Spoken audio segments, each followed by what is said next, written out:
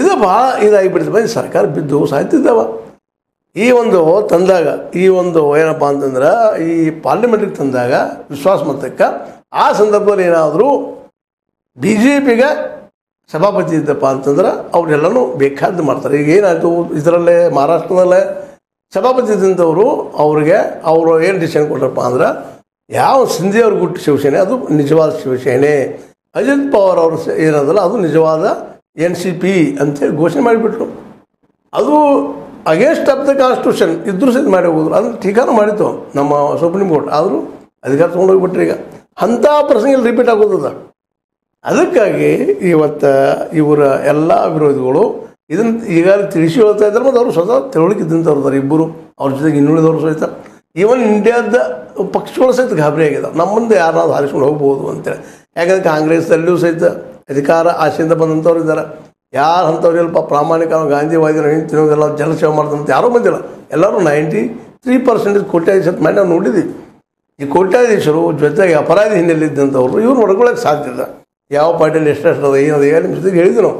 ಆ ಪಾರ್ಟಿಗಳು ಎಲ್ಲಿದೆ ಅವ್ರನ್ನ ಹಿಡ್ಕೊಂಡು ತಮ್ಮ ಕಡೆ ತೊಗೊಳ್ಳೋಂಥ ಒಂದು ಕೆಲಸದಲ್ಲೇ ಅವರು ಪ್ರವೀಣರಿದ್ದಾರೆ.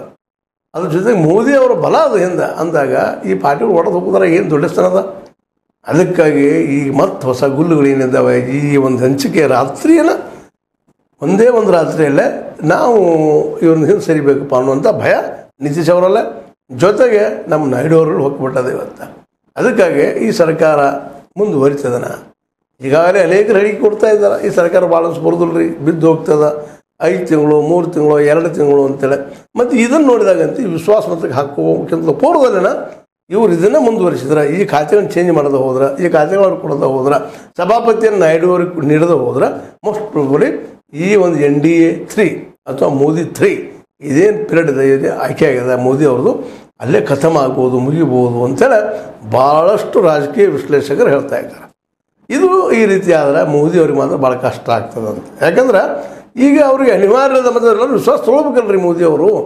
ನಾ ಹೇಳಿದಾಗ ನಡಿಬೇಕು, ನನ್ನ ಮಾತು ಫೈನಲ್ ಅಂತಂದ್ರೆ ನಡೀತಿಲ್ಲ. ಯಾಕಂದ್ರೆ ಮಿತ್ರ ಪಕ್ಷ ಕೊಡ್ಕೊಂಡು ಸರ್ಕಾರ ಮಾಡ್ತದೆ. ಆಗೇನಿತ್ತು 2014 ಮತ್ತು 19ರಲ್ಲಿ ಅವರೊಬ್ಬರೇ ಇದ್ರು, ಸರ್ವಾಧಿಕಾರಿ ಇದ್ದಂಗಿದ್ರು. ಅವ್ರು ಹೇಳಿದ ಮಾತನ್ನು ಎಲ್ಲರೂ ಕೇಳಲೇಬೇಕಾಗಿತ್ತು. ಯಾಕಂತಂದ್ರೆ ಈಗ ನೋಡ್ರಿ 2014ರಾಗ ತಮ್ಮ ಮಂತ್ರಿಮಂಡಲನ ನೇಮಿಸೋಳಗೆ 13-14 ತಾಸು ಡಿಸಿಷನ್ ಮಾಡಿಬಿಟ್ರು. ನಮ್ಮ ಮಂತ್ರಿಗಳು ಘೋಷಣೆ ಮಾಡಿದರು. ಅದೇ ನಂತರ 19ರಾಗ 15-16 ತಾಸು 17 ತಾಸು ಆಗ್ತದೆ. ನಿನ್ನೆ ಸಾಕಷ್ಟು ಸಮಯ ತೊಗೊಂಡ್ರು ಏನು ಮಾಡೋಣ ಏನು ಮಾಡ್ತೀವಿ ಅಂತಲೇ ಕೊನೆಗೂ ತಮ್ಮ ಹಳೆ ಮಂದಿ ಇಟ್ಕೊಂಡ್ರು. ಇದು ಇವತ್ತು ಎಲ್ಲರಲ್ಲೂ ಬೇಸರ ತಂದು ಕೊಡೋದು ಈ ಒಂದು ಮಿತ್ರ ಪಕ್ಷಗಳಲ್ಲ.